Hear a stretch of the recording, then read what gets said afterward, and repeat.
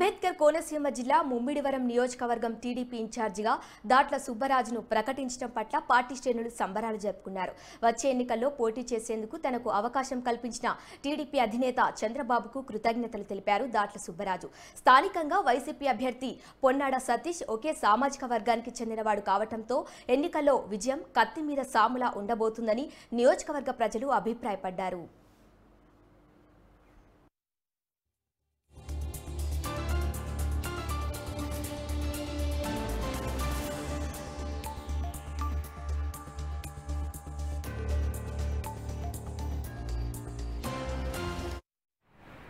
గౌరవనీయులు నారా చంద్రబాబు నాయుడు గారు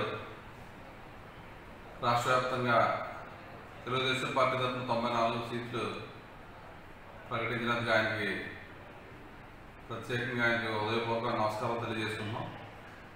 ఎందుకంటే రాష్ట్ర ప్రజలందరూ కూడా ఎప్పుడు ఎలక్షన్స్ వస్తాయా ఈ జగన్మోహన్ రెడ్డి తరిమికొట్టాలని ప్రజలందరూ కూడా 1000 కళ్ళతో ఎదురు చూస్తుండగా మరి ఈరోజు ఒకేసారి 94 సీట్లు ప్రకటించడం అనేది చాలా గొప్ప విషయం. ఎందుకంటే ఒక పక్క మనం జనసేన కలుపుకుంటున్నాం, జనసేనతో పొత్తు, ఈ పొత్తులో అనేక మంది త్యాగం చేయవలసిన పరిస్థితి రాష్ట్రంలో ఉంది. దాని గురించే మరి ఎన్నో తర్జన చేసి ఈరోజు ఒకే రోజు 94 సీట్లు తెలుగుదేశం పార్టీ తరఫున మరి చంద్రబాబు నాయుడు గారు ప్రకటించుకుంటే సామాన్య విషయం కాదు.